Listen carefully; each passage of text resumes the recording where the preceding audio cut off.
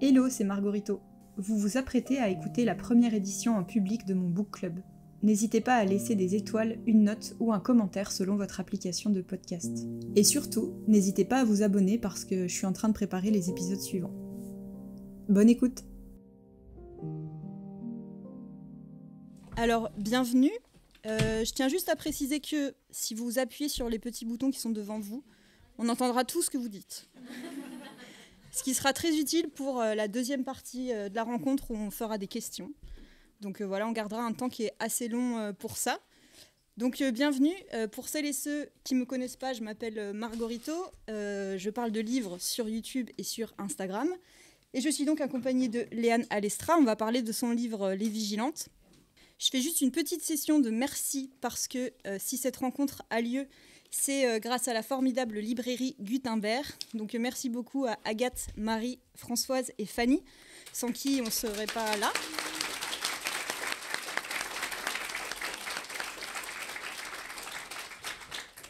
Merci à Magali Risser, Francesca Ferrari, Francine Gerhardt qui nous ont permis d'accéder à cette salle à la Micha. Parce que donc, merci beaucoup à vous d'être aussi nombreux que ceux. Je pense que vous pouvez vous applaudir aussi parce que ça fait plaisir. Bon, c'est un petit peu intimidant quand on a l'habitude de faire des vidéos seul dans son salon. Mais voilà, on va faire abstraction. Alors Léane, comment ça va ? Bah ça va, merci pour l'invitation. On est bien accueillis à Strasbourg. Bah oui, très bien. Donc Léane, tu es chercheuse en études de genre, tu es aussi journaliste. Il y a 2 ans, tu avais écrit un livre très remarqué qui s'appelle « Les hommes hétéros, le sont-ils vraiment ?» notamment recommandé et apprécié sur la chaîne YouTube Margorito. Abonnez-vous. Ko-fi, Patreon, tout ça. Et cette année, en 2025, tu as sorti un 2e ouvrage intitulé « Les Vigilantes, surveillées et surveillantes, ces femmes au cœur de l'extrême droite ». C'est un livre qui est parfois pris à tort comme une sorte d'enquête un peu descriptive sur les femmes d'extrême droite contemporaines et leurs mouvements comme Némésis, Marguerite Stern, tout ça. Mais ton livre, ce n'est pas ça. Ce n'est pas une enquête, c'est un ouvrage qui est beaucoup plus théorique, il me semble, dans le sens où tu y développes et tu y articules un certain nombre de concepts dont on va parler un peu plus tard dans la discussion et qui permettent de penser la place de ces femmes dans l'extrême droite et où tu te poses surtout la question de pourquoi des femmes adhèrent à ces idéologies et pourquoi elles y jouent un rôle clé.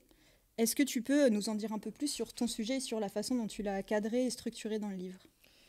Oui, bah merci beaucoup. Alors en fait, effectivement, moi à la base, il y avait un autre sous-titre qui était les femmes d'extrême droite et le nationalisme sexuel, qui annonçait plus la couleur, mais qui faisait un petit peu peur aux annonceurs, parce que c'est vrai que c'est un mot qui peut faire peur, nationalisme sexuel. Alors, en fait, le nationalisme sexuel, c'est une notion qu'on utilise en études de genre ou en sciences politiques pour essayer de comprendre comment le récit national dans des États-nations, comment il est genré, comment il s'articule autour du genre.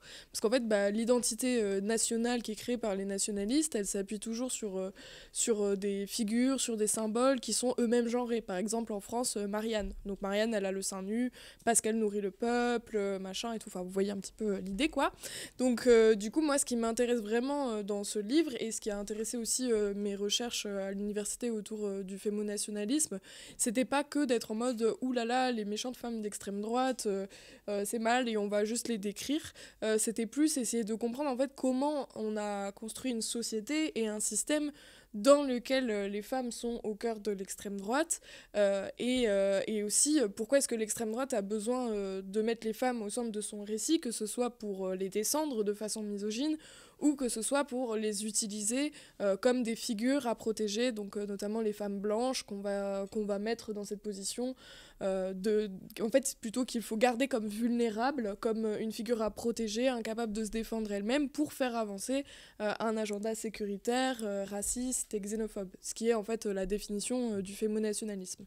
Fémonationalisme, c'est une notion qui a été faite par la sociologue Sarah R. Faris, qui est italienne, pour parler de comment la rhétorique des droits des femmes peut être utilisée comme justification fallacieuse pour faire avancer une politique raciste, sécuritaire, xénophobe, etc. À la base, elle s'intéressait plutôt à comment ces politiques-là sont arrivées quand en fait il y a commencé à avoir des ministères des femmes et quand les politiques féministes ont été institutionnalisées au tournant des années 80. C'est pour ça que moi dans le livre je parle plutôt de fémofascisme quand je vais parler de groupuscules identitaires comme Némésis qui se revendiquent féministes. Voilà un petit peu pour l'idée, donc ça allie justement théorie politique et l'analyse aussi de ces groupes de femmes d'extrême droite, tout en gardant évidemment un ton grand public. Voilà. Et le fond, par contre, a été relu par Hanan Karimi, donc, qui est de Strasbourg aussi, et dont vous pouvez acheter le livre à la librairie, qui a écrit Les femmes musulmanes ne sont-elles pas des femmes, et qui du coup a relu le fond du livre pour qu'il soit à la fois donc, du coup, grand public, comme je l'ai dit, mais que le fond soit de niveau universitaire. Voilà. Et de toute façon, on va reparler un peu plus tard dans la discussion, on va parler plus aussi du livre en lui-même, de la façon dont tu as travaillé, de la façon aussi dont tu transmets des concepts universitaires et en même temps, tu es une porte d'entrée. Mais la chose sur laquelle je voulais revenir d'abord, c'est le fait que dans la première partie du livre, t'introduis de cette manière, en fait, tu expliques de quelle manière la colonisation elle a façonné les identités nationales occidentales, et tu montres que l'extrême droite, c'est pas une espèce de corps pathologique extérieur qui contamine notre belle société démocratique et égalitaire, mais qu'au contraire, le nationalisme, c'est une pierre angulaire de l'Occident, et notamment, comme tu le disais, des normes de genre, et tu expliques, je crois que je te cite à peu près, mais que l'identité nationale et l'ordre genré, ce sont deux choses qui se construisent en même temps, et l'une par rapport à l'autre. Est-ce que tu peux revenir un peu là-dessus, expliquer un peu ça ? Oui, bah alors en fait quand il y a eu du coup la construction des États-nations en Occident, ils se sont construits en même temps que les phases d'expansion coloniale, et en fait l'identité nationale occidentale, les identités occidentales sont beaucoup créées en miroir et en creuset des identités des peuples qui étaient colonisés à ce moment-là, et il fallait aussi pour justifier l'entreprise coloniale, déshumaniser les personnes colonisées et dire que nous, on était supérieurs à eux, puisque en fait la colonisation, c'est une forme de chosification de la vie. On peut pas s'approprier quelque chose qu'on considère comme vivant et humain et sur un pied d'égalité, donc il faut déshumaniser. Et donc, en fait, en miroir, en disant l'autre il est comme ci, l'autre il est comme ça, l'autre il est inférieur parce que ci, parce que ça, on en revient en creuset à dire et nous sommes supérieurs parce que ci, parce que ça, etc. Et donc c'est à ce moment-là que se construit par exemple pour la féminité un grand renforcement du contrôle social sur les femmes, puisqu'on va décrire les femmes colonisées comme hypersexuelles, comme aussi pour évidemment justifier le fait qu'on va les exploiter sexuellement, mais donc du coup on va dire qu'elles elles ont en gros des mœurs légères, et du coup en miroir il faut que les femmes occidentales soient contrôlées dans leur mœurs pour aussi se distinguer. Donc il y a plusieurs raisons à ça, mais aussi cette distinction. Et pour les hommes, ça va être beaucoup une masculinité qui va se construire contre l'ennemi extérieur, donc en gros le barbare, et l'ennemi intérieur qui pendant longtemps a été l'homme juif par exemple, qui était décrit comme efféminé, comme lâche, enfin tout un tas de figures antisémites, et du coup l'homme blanc lui se construisait comme viril, guerrier, etc. Mais en même temps capable de retenue, de pas, enfin voilà, tout un tas de caractéristiques liées à la virilité qui se distinguaient elles-mêmes des autres hommes. Donc vous voyez en fait un peu en miroir pour justifier la domination, on va et en fait c'est un petit peu la même chose avec la bourgeoisie qui va, par exemple chez les femmes bourgeoises, on va leur demander de contrôler d'autant plus leur poids, d'être très minces, etc., pour montrer que elles sont supérieures aux autres parce qu'elles savent contrôler leur corps parfaitement, qu'elles contrôlent ce qu'elles mangent, et donc du coup qu'elles se maintiennent, contrairement à dans cet imaginaire-là les femmes des classes populaires qui elles seraient pas capables de ce contrôle-là. Donc c'est un petit peu la même dynamique qui s'articule. Et du coup, l'articulation, c'est ce que tu expliques en gros, c'est que l'ordre genré, il s'est construit en tout cas pas uniquement sur l'opposition homme versus femme, mais sur une opposition rôle de l'homme blanc versus homme colonisé, rôle de la femme blanche versus la femme colonisée. C'est ça en gros. Oui, et puis même en imposant aussi ces catégories d'hommes et femmes et d'hétéros et homos, puisque notamment il y a eu beaucoup d'endroits où des populations autochtones ou colonisées ont été génocidées, massacrées, torturées, parce qu'ils ne rentraient pas dans ces définitions-là. Par exemple, on a énormément de textes et de traces sur, par exemple, en Amérique du Sud, des pays autochtones où, par exemple, ce que nous on qualifiait d'hommes pouvaient allaiter parce que c'était un usage qui n'avait pas été perdu et les tétons masculins ils sont juste atrophiés, donc en fait visiblement il y avait encore des hommes là-bas qui pouvaient allaiter, donc du coup ils les ont en plus déshumanisés en mode du coup ils sont des femmes, etc. Et en même temps il y avait des catégories, il y avait des populations qui reconnaissaient pas que de genre, qui reconnaissaient pas forcément les genres comme on a aujourd'hui, et du coup et aussi qui avaient des sexualités beaucoup plus fluides, et aussi une autonomie sexuelle, notamment pour les femmes, voire des sociétés où il n'y avait pas du tout de monogamie, par exemple. Et donc tout ça a été accusé de sauvagerie, barbarie, et donc il y a eu une répression énorme des peuples où c'était soit vous vous convertissez au catholicisme et vous respectez nos normes de genre et de sexualité, soit on vous tue. Et donc il y a eu des décennies en fait de traumatisme pour faire entrer cette binarité de genre et de sexualité. Et maintenant on y reviendra, mais maintenant c'est du coup les occidentaux qui ont imposé sur 80% du globe la binarité sexuelle et l'ordre hétéro, qui disent nous aujourd'hui nous sommes les plus avancés et les plus tolérants parce que nous sommes la pointe la plus avancée du progressisme, des droits LGBTQIA et féministes. Voilà, alors qu'ils ont traumatisé les populations oui, sur tout le globe, quoi. Qui se place aussi en protecteur des LGBT versus des peuples arriérés, religieux, voilà, qui les pourchassent, etc. Et ça, c'est une inversion aussi dont tu parles beaucoup dans le livre. Et dans la première partie aussi, tu cites une historienne de la Révolution française qui avait créé ce concept qualifiant les femmes blanches de citoyennes paradoxales. Est-ce que tu peux expliquer pourquoi les femmes blanches sont des citoyennes paradoxales ?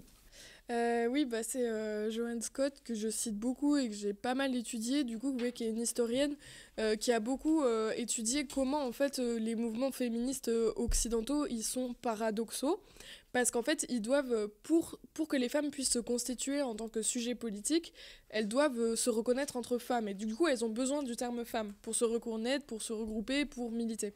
Mais en fait, paradoxalement, si elles veulent une reconnaissance de l'État notamment, elles doivent mobiliser une étiquette de femme qui correspond à ce que le statu quo a créé, donc c'est-à-dire femmes biologiques, hétérosexuelles, blanches, etc. Et du coup, elles vont renforcer cette catégorie du mot femme, qui est en fait le terme qui aussi définit l'oppression, puisqu'en fait, c'est le dominant qui a dit il y a des hommes, ils sont ça, il y a des femmes, ils sont ça. Donc en fait, ce qui est paradoxal, c'est qu'à la fois, on a besoin de revendiquer cette étiquette de femme, et en même temps, elle se réifie quand plus on l'utilise, et donc on peut pas sortir de ça. Donc elle a beaucoup travaillé sur comment en fait... et c'est ce qui m'a inspiré aussi le contrat de vigilance et tout, d'autres concepts du livre, mais du coup elle explique pas mal comment en fait vouloir un féminisme qui est juste de l'assimilation au statu quo, en fait ça va faire qu'on va renforcer une étiquette qui a été créée pour nous opprimer, parce que la base du féminisme c'est, et ça Butler en parle beaucoup, c'est de dire on va utiliser le mot femme, mais par contre on va absolument refuser de définir ce que c'est que femme, puisque le féminisme est à propos d'élargir toujours la catégorie femme, et de dire qu'il n'y a pas de naturalité dans la conception de femme. Ça c'est Beauvoir, on ne naît pas femme, on le devient. Et donc c'est de tout ça dont elle parle, Scott, et son travail est absolument passionnant, voilà. Au passage. Ouais, vraiment, et donc voilà, un petit peu pour... Et est-ce que le fait que les femmes blanches soient à l'intersection de ce que tu explicites et de ce que tu réexpliques, encore une fois, on reparlera de comme tu arrives dans ta réflexion vraiment bien à redéfinir des clés d'entrée théoriques, mais les femmes blanches, elles sont à l'intersection du contrat sexuel et du contrat racial. Ça fait partie de ce qui en fait des citoyennes paradoxales ? Oui, complètement. En fait, elles sont vraiment à l'interstice entre ce qui compte et ce qui ne compte pas. Elles appartiennent à un groupe dominant, celui des personnes blanches, et à un groupe dominé, celui des femmes. Donc en fait, il va se poser à leur endroit au jour d'aujourd'hui, parce que c'était pas la même chose il y a 100 ans, mais une possibilité de choix entre soit rejoindre le statu quo et défendre les intérêts des personnes blanches et de classe, donc de la bourgeoisie avant tout, ou de plutôt choisir le camp de l'émancipation et d'aller vers une libération. Donc à un côté, on essaye de négocier avec les structures du pouvoir existantes en essayant de naviguer pour essayer de monter dans la hiérarchie sociale, soit rejoindre le camp des opprimés et se battre pour tout le monde, quoi, entre guillemets. Ouais. En ayant une vraie libération, mais du coup avec un coût qui est forcément plus important, quoi. Et c'est justement à cet endroit de ce choix-là et dans cette place ambivalente que en fait, les femmes blanches, elles peuvent accéder et elles peuvent choisir, ou pas, mais de mettre en œuvre leur dark agency. La dark agency, on dirait un truc d'espionnage. Un peu. C'est très stylé, mais c'est un concept phare de ton livre. Est-ce que tu peux l'expliquer et en donner, si possible, 1 ou 2 exemples ? Ouais, bah du coup pour cette notion, je me suis inspirée d'une notion qui a été créée par la sociologue Elsa Dorlin qui parle de dark care. Donc le care, en gros, c'est... comment résumer simplement ? Le care, c'est toutes les activités qui vont être liées aux soins, à la prise de soin de l'autre, etc. Donc par exemple les aides-soignantes, les infirmières, les assistantes sociales, les nourrices, les mères quand elles élèvent leurs enfants, tout ça c'est du care et en général c'est un travail qui est plutôt attribué aux femmes, aux personnes racisées, de plus en plus aux hommes racisés, et qui est un travail qui est extrêmement dévalorisé sous le capitalisme, parce que tout ce qui est prise de soin des autres et liens affectifs n'est pas reconnu. Voilà, donc du coup c'est pour ça que prendre soin d'un enfant très jeune, c'est moins bien rémunéré que réparer un ordi, quoi. Et donc du coup, elle parle de dark care, parce qu'en fait, elle se rend, à travers du coup ses recherches, et notamment dans son livre Se défendre, elle explicite qu'en fait, des fois, les États-nations vont utiliser ces qualités de care pour les détourner à des fins de promotion de la mort des autres. Je vais vous donner un exemple très simple.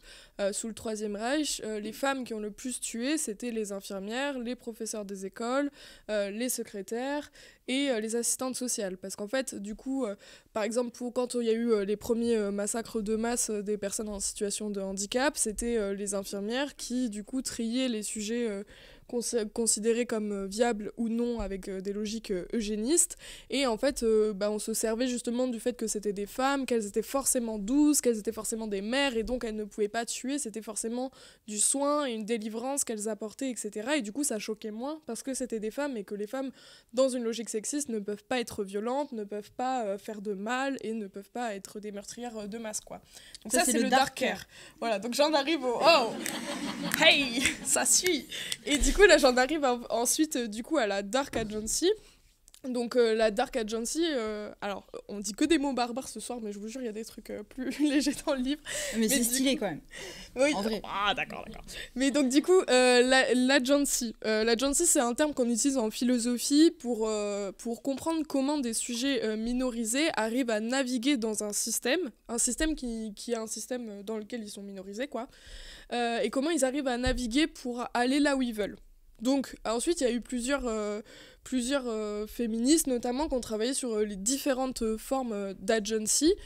Par exemple, alors je crois que j'ai oublié son nom, mais il y a une féministe qui a travaillé sur les femmes musulmanes au Caire, qui du coup connaissait tellement bien en fait l'institution islamique, et qui connaissait tellement bien en fait les ressorts de leur mosquée, qui arrivait à monter en fait dans les strates et à avoir du pouvoir, mais elles cherchaient pas à changer le système, elles cherchaient juste à être tellement des prodiges en fait de ce système là qu'elles arrivaient quand même à accéder à des postes alors qu'elles étaient des femmes, et à être respectées dans cette institution. Mais elles cherchaient pas non plus à rabaisser les autres femmes ou à être dans une compétition, elles cherchaient juste à faire leur trou.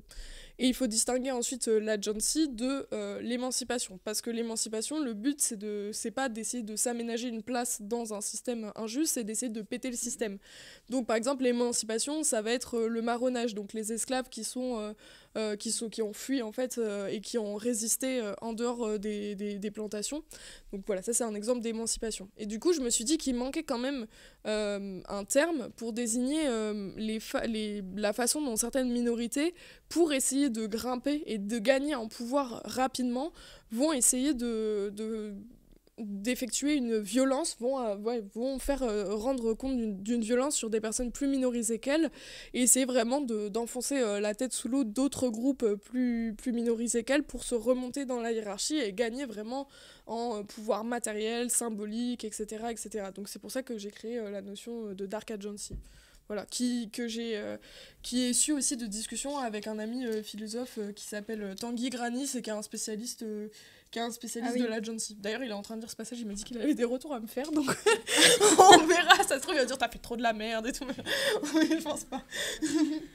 En tout cas, je trouve que tu t'explicites vraiment bien le concept d'agency, tu parles de docile agency aussi, oui. Et donc cette dark agency, c'est quelque chose qui est exercé aujourd'hui par des femmes blanches, et en fait j'ai vu des gens qui avaient fait des dessins de presse sur une intervention que tu avais fait. Est-ce que Rachida Dati, elle fait partie de la Dark Agency? Oui, ça m'a fait trop rire. Il y a quelqu'un qui a fait un dessin d'une rencontre et qui a mis Rachida Dati, c'est la Dark Agency. Et ça m'a fait trop rire. Oui, un petit peu. Marlène Schiappa, elle fait partie de la Dark Marlène Agency. Schiappa, complètement. Mais surtout que Marlène Schiappa, en plus, elle a vraiment été mise en avant par Macron pour incarner la féminité nationale. Qu'est-ce qu'on attend de la femme française? Enfin, c'est pour ça qu'elle se met tout le temps sous les traits de Marianne, qu'elle parle tout le temps de Marianne, enfin elle est obsesse quoi. Et qu'elle a même posé, enfin même s'il y avait des motivations politiques et tout, mais quand elle a posé en couverture de Playboy sous les traits de Marianne, enfin c'est quand même hyper explicite quoi. Et en fait ce qui est intéressant, et c'est pour ça en fait surtout qu'elle a été autant mise en avant par le gouvernement de Macron, c'est parce qu'elle servait en fait de réactualisation du modèle de qu'est-ce qu'on attend de la femme française. Et c'est pour ça qu'elle a été prise aussi avec... avant, elle avait un blog qui s'appelait Maman Travail. Donc voilà, ce qu'on attend de la femme française aujourd'hui, c'est d'être mère, de travailler, en étant cadre supérieur, bien sûr, d'être blanche, hétérosexuelle, d'avoir une sexualité certes un peu plus... assumée, parce qu'il faudrait pas que ces messieurs se fassent chier quand même, mais qui doit quand même rester reproductive, parce qu'il faut quand même qu'elle soit des mères et qu'elle réarme la nation, vous voyez. Et qu'elle travaille. Et qu'elle travaille, oui. En fait, c'est ça, c'est d'être productive à tous les niveaux. Productive en ayant des enfants, productive en travaillant pour le capital, etc. Quoi. Donc c'est pour ça que Marlène Schiappa, elle est vachement mise en avant, et elle, pour le coup, elle a fait vraiment une accélération sur le fémonationalisme, où dès le début où elle arrive, elle est tout de suite, par exemple, elle veut rajouter des flics dans les quartiers populaires, elle va dire on va lutter contre le harcèlement de rue, alors que c'est absolument pas, enfin je veux dire, il y a des études qui ont été faites sur comment lutter contre le harcèlement de rue. En fait, il faut repenser l'urbanisme, enfin c'est quelque chose on a des choses qui marchent vraiment, mais qui demandent du coup un investissement au niveau des politiques de la ville qui soit assez conséquent. Donc penser par exemple, c'est vraiment réaménager l'espace pour que y ait des endroits qui soient pas où les personnes ne passent pas trop seules, que ce soit pas mal éclairé, qu'il y ait des trottoirs qui soient assez grands, enfin vraiment. Mais ça peut paraître ridicule le truc de élargir les trottoirs, enfin l'extrême droite l'a beaucoup moqué, mais en vrai ça marche vraiment. Enfin il y a tout un tas de choses comme ça à mettre en place, avec bien sûr les trucs d'éducation et tout en plus. Et tout ça elle s'en fout, elle dit juste on va mettre plus de flics dans les quartiers rouges qui sont les quartiers populaires, et après dans l'autre partie de la loi elle dit on va mettre des petits stickers dans les commerces qui ont été formés au harcèlement de rue, comme ça les personnes pourront aller s'y réfugier. C'est sûr que quand tu te fais courir après dans la rue, la première chose à laquelle tu penses c'est je vais regarder s'il y a un petit sticker sur le commerce, et puis s'il y a le petit sticker, alors je vais rentrer. Et en plus c'est hyper problématique parce que c'est aussi une façon de dire aux femmes qu'elles seront jamais en sécurité dans l'espace public, et que du coup elles doivent rentrer se réfugier à l'intérieur. Et c'est pour ça que c'est intéressant le fémonationalisme, parce qu'en fait c'est toujours d'abord du racisme et des avancées sécuritaires, et en même temps du sexisme, parce que pour pouvoir, il faut que les femmes restent, faut pas qu'on apporte des solutions réelles aux femmes pour qu'elles soient en sécurité dans la rue, parce que sinon comment on les utilise après pour faire avancer notre politique raciste. Donc il y a toujours besoin que les femmes restent à leur place et qu'elles aient peur, qu'elles soient pas capables de s'auto-défendre. Et c'est pour ça aussi que je fais un gros tunnel, mais que les manifestations qui ont été le plus réprimées, en tout cas je parle de Paris parce que c'est là où j'habite depuis un moment maintenant, c'était les marches de nuit féministes, parce que du coup ça a revendiqué de se réapproprier l'espace public, de se réapproprier la rue, mais sans une protection paternaliste de l'État, et en apprenant à s'auto-défendre, et ça plaît pas du tout quoi. Voilà, donc tunnel pour dire que oui, Marlène Schiappa c'est la Dark Agency. Elle a son badge. Ouais, et Rachida Dati aussi, quand elle dit qu'elle est une bonne arabe, contrairement aux autres et tout, enfin oui.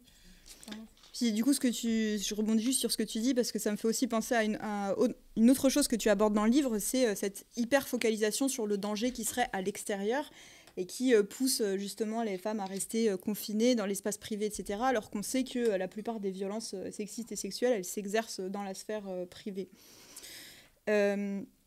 Du coup, je voudrais parler un peu plus des femmes dans l'extrême droite aujourd'hui, en France. Il y a un autre concept un petit peu plus secondaire que tu utilises dans le livre qui m'a beaucoup intéressée, c'est l'idée de transfuge réactionnaire. Alors par là, tu décris la trajectoire de femmes qui sont très souvent, dans les exemples que tu prends, des femmes qui sont d'abord assez visibles, voire qui sont des figures dans des luttes progressistes comme le féminisme ou l'antiracisme, qui font des virages pour épouser plus ou moins totalement ou partiellement des positions d'extrême droite. Je pense notamment à quelques figures de l'Internet français qui se sont découverts une grande passion pour la transphobie. Et ça, tu expliques que ça concerne vraiment une typologie quand même assez spécifique de femmes. Est-ce que tu peux nous dire laquelle ? Oui. Alors déjà, juste pour préciser, dans le livre, je parle de transfuges réactionnaires femmes, mais il y a aussi des transfuges réactionnaires hommes. C'est juste que comme c'est pas le sujet, j'en parle pas, mais c'est pas quelque chose qui est que lié aux femmes. Du coup, ce qui est intéressant avec cette notion du coup de transfuge réactionnaire, c'est que déjà, c'est pas du tout un phénomène nouveau. Il y a genre 100 ans, par exemple, il y a plusieurs, en tout cas, suffragettes qui ont basculé néo-nazis. Et en fait, déjà, à l'époque, celles qui ont basculé, les profils, en fait, c'était les mêmes que celles qui ont basculé aujourd'hui, donc c'est-à-dire des personnes qui ont été placées très rapidement en figure de leader, qui ont pris un goût au pouvoir et qui ont été contestées dans leur leadership ou dont le leadership s'est un peu étiolé, et de ce leadership qui s'étiole, elle tire un ressentiment et une amertume du fait de plus être la numéro 1 ou la star, et donc là, à ce moment-là, l'extrême droite vient les voir et leur dit « Coucou, tu aimes l'autorité, tu aimes être un chef incontesté, nous aussi, ça tombe bien, hey !» Et en plus, c'était souvent aussi des activistes qui aimaient diriger des actions violentes ou des actions de rue, mais qui aimaient ce rapport à l'action qui peut du coup être plus facilement partagé avec l'extrême droite. Plus aussi, dans le cas des suffragettes, c'était celles qui avaient déjà des trucs sur le harcèlement de rue et sur le travail du sexe déjà à l'époque. Donc c'était vraiment des profils très similaires, quoi. Et là, donc, du coup, dans le cas de Marguerite Stern, donc je vais faire les deux, Marguerite Stern et Dora Muto, comme ça, hop, elles prennent chacune tarif, quoi. Donc, du coup, pour Marguerite Stern, en gros, donc elle a été formée à Femen France. Femen France, contrairement à d'autres groupes de Femen, c'était un groupe qui a été l'idée par une fille de militaire qui avait une vision très verticale du pouvoir, et donc Marguerite Stern, elle a été formée comme ça. Ensuite, quand elle a repris un groupe de collage à Paris, je précise qu'elle n'a pas inventé les collages féministes, ça fait 150 ans, voire plus que ça existe. Parce que c'est sa grande take, oui, ça, voilà, de dire on m'a dépossédé de les collages, c'était oui. moi, c'est moi qui ai tout et fait. même l'esthétique, elle vient de Grèce, rien à voir avec elle, mais bon, bref. Et du coup, donc elle lead ce mouvement, et donc forcément elle reprend en fait la trame de pouvoir qu'on lui a appris, et donc elle se place en leader et elle commence à être contestée dans son leadership pour des positions transphobes. Ça lui plaît pas du tout d'être contestée, parce que c'est vraiment ça qui prime. On va le voir après en plus dans l'évolution des deux personnages. Du coup, elle se radicalise dans sa transphobie. Vous êtes tous méchants si vous me dites pas amen à tout, et voilà. Pour Dora Muto, elle, donc du coup, c'était une journaliste qui le dit elle-même, elle y connaissait absolument rien au féminisme. Elle a juste senti qu'il y avait un sujet sur la sexualité hétérosexuelle féminine. Elle a ouvert un compte Instagram qui s'appelait Tajoui, qui a pris 500 000 abonnés. Elle a été propulsée par la presse en porte-parole du féminisme, mouvement dont, je rappelle, elle n'y connaît rien, et qui, pareil, a une histoire, une complexité, qui a plein de courants politiques, etc. Du coup, forcément, elle dit de la merde. Et puis elle était déjà, elle avait déjà des trucs de féminin sacré, et de trucs autour de l'ayahuasca. Ça planait un petit peu, quoi. Et donc du coup, à juste titre, des militantes plus expérimentées lui montrent qu'elle a plein d'angles morts. Mais elle a pris goût au pouvoir et d'être placée en leader incontesté, donc elle aime pas du tout, et elle se radicalise aussi sur cette question-là. Elle le dit très bien, elle dit d'ailleurs, moi j'y connaissais absolument rien aux personnes trans, je pense qu'elle avait jamais parlé avec une personne trans de sa vie, et elle était en mode du coup ça m'a vexée, donc je me suis radicalisée, parce que même si j'y connais rien, on n'a pas le droit de me le dire, voilà, bref. Et donc du coup les deux, elles commencent à se radicaliser, mais elles essayent d'abord de monter un mouvement vraiment TERF. Donc TERF, c'est féministe qui exclut les personnes trans, entre guillemets. Donc qui existe beaucoup plus dans les pays anglo-saxons. Sauf que là aussi, au bout d'un moment, elle commence à être contestée, parce qu'on rappelle qu'elle n'y connaissent toujours, enfin en tout cas Dora Muto, elle n'y connaît toujours rien, et Margaret Stern, elle est très autoritaire, donc elle commence à être contestée dans les prises de position qu'elles font, et notamment beaucoup de femmes de ces milieux-là leur disent « Ouais, par contre, vous nous tapez un peu l'affiche, elle est tout le temps à valeur actuelle et tout, parce que nous, on essaye de dire qu'on n'a rien à voir avec l'extrême droite, et vous passez votre temps sur Livre Noir, donc ça la fout mal, quoi. » Et du coup, là, elles font bande de connes, enfin, c'est leur grand truc, quoi. Elles font « Vous êtes des ingrates et tout, trahison », et donc là, du coup, elles se mettent à dos aussi tout ce groupe-là, parce qu'elles supportent pas d'être contestées, et donc là, elles sont complètement isolées, et du coup, elles ont fait éclater le milieu TERF en 4000, merci à elles, bravo, félicitations, on peut les applaudir. Et du coup, elles ont... donc, il fallait être sur Instagram ce jour-là dans les réseaux. Vraiment, c'était vraiment très drôle. Et du coup, ensuite, il leur restait plus que l'extrême droite dure qu'elles ont du coup épousé pour des raisons... évidentes d'être isolées. En revanche, par contre, l'extrême droite leur a dit coucou. Donc, ils leur ont filé des appartements, énormément de thunes pour faire leur chaîne YouTube à la con. Enfin, voilà, elles sont financées.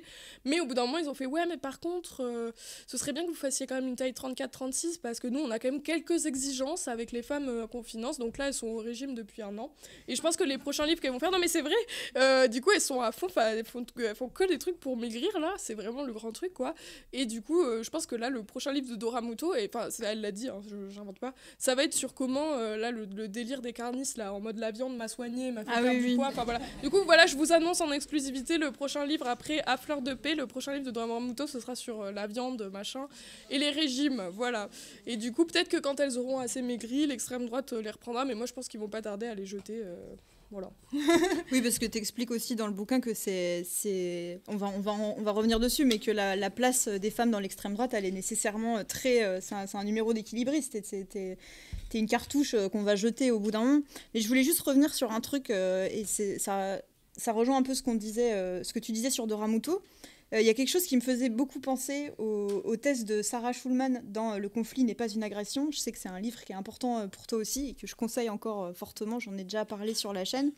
Mais dans le sens où, en tant que créatrice de contenu et que meuf un peu médiatique, qui commence un peu à vaciller et qui a déjà un rapport très vertical et très hiérarchique avec son audience, en fait, chaque désaccord formulé devient un affront et devient une critique politique, mais aussi parce que souvent en tant que meuf qui crée du contenu, tu peux être prise un peu entre deux feux, entre du harcèlement sexiste de la part des mecs ou de la part des fachos, et du harcèlement de personnes qui te critiquent, enfin, ce que tu perçois comme du harcèlement, mais des personnes qui te peuvent pointer à juste titre que t'as dit des dingueries, quoi. Je sais pas si je me fais bien comprendre, mais en gros, je me demandais est-ce qu'il y a un problème intrinsèque dans un peu la verticalité des rapports quand t'es créatrice de contenu, qui peut aussi faciliter ce type de transfuge réac, quoi. Ouais, bah alors déjà juste j'ai oublié de préciser, mais sur les transfuges réactionnaires, c'est pas n'importe qui, parce qu'en vrai des gens de gauche minorisés qui se font harceler en ligne, c'est quasiment tous, quoi, et pourtant tous ne passent pas à l'extrême droite.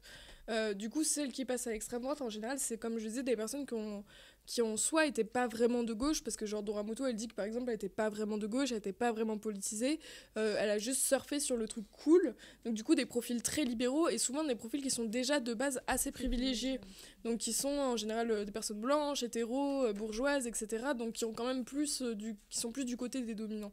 Et ensuite, sur est-ce que le harcèlement en ligne peut faciliter... En tout cas, je pense qu'il peut faciliter la confusion. Tu vois, même moi, à mon échelle, vu que j'ai été énormément harcelée en ligne depuis 5 ans et tout, j'ai dû quand même faire de l'EMDR, donc c'est en gros de l'hypnose et tout pour gérer les traumas, parce qu'en fait, à un moment donné, j'arrivais plus à... Mais même, en fait, c'est mon cerveau qui buguait, genre... Un jour, j'ai eu vraiment peur parce que, genre, il y a une mutus, tu vois, qui m'a envoyé une critique, mais hyper bien amenée, enfin, genre en mode légitime et tout. Et en fait, mon cerveau avait genre lu agression, mais vraiment. Et après, elle me fait non, mais attends, meuf, je suis pas du tout en train de t'embrouiller, relis. Et là, je relis et je me rends compte que mon cerveau avait complètement fucked up tout le truc, tu vois, et qu'en gros, il avait lu des trucs qui n'existaient pas, quoi, enfin, en mode... et du coup, d'hyper-vigilance, en mode ta. Donc ça, oui, je pense que le harcèlement, il peut en tout cas accentuer des courants, des pendant autoritaires, ça c'est sûr. Parce que moi je pense que si j'étais restée dans ce truc-là, sans prendre conscience que là, le harcèlement commençait à me poser des problèmes, même en termes de neutralité, etc., du coup j'aurais pu devenir autoritaire, tu vois ce que je veux dire, en mode oulala, toute contestation est une agression, et nanana, et du coup ça demande quand même genre... un recul sur ça, et si t'as pas forcément des garde-fous autour de toi, que t'as pas forcément l'esprit critique de te dire où il faut peut-être faire quelque chose, là, bah du coup oui ça peut, mais après tu bascules pas pour autant à l'extrême droite. Ouais, non mais clairement. Pour autant, tu deviens juste peut-être un con autoritaire, quoi, mais ça il y en a plein à gauche, hein, je ne citerai pas de nom. Et du coup, puisque là on est dans notre ère un peu créatrice de contenu, Oui. il y a 2 jours, Thaïs Descuffon a sorti une vidéo YouTube qui a fait grand bruit. T'as dit Descuffion? C'est vrai? Ah mais c'est excellent, moi j'adore. C'était archi pas volontaire. Mais oui, il faut dire Thaïs Descuffion, je propose qu'on dise ça maintenant. Hop. Donc, Thaïs a sorti une vidéo YouTube qui a fait grand bruit. Donc juste pour replacer pour les personnes qui ne verraient pas qui est cette charmante personne, Thaïs Descuffon, c'est une militante radicale d'extrême droite qui est ancienne porte-parole de Génération Identitaire, qui a un CV suprémaciste blanc et masculiniste à tomber par terre, et qui crée du contenu en fait sur YouTube, du contenu essentiellement masculiniste et suprémaciste blanc. Et en fait, il y a 2 jours, elle a fait une vidéo dans laquelle elle explique qu'elle a été victime de violences conjugales, qu'elle ne pouvait pas en parler dans sa famille qui est très conservatrice, où on ne parle pas de ses relations amoureuses, etc.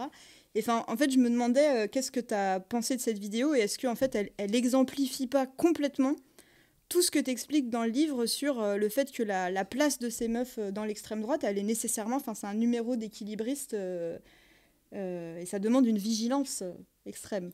Ouais. De leur propre performance. Ah ouais, bah, mon éditrice, quand elle a vu la vidéo, elle m'a fait, mais elle a lu le livre ou quoi, c'est...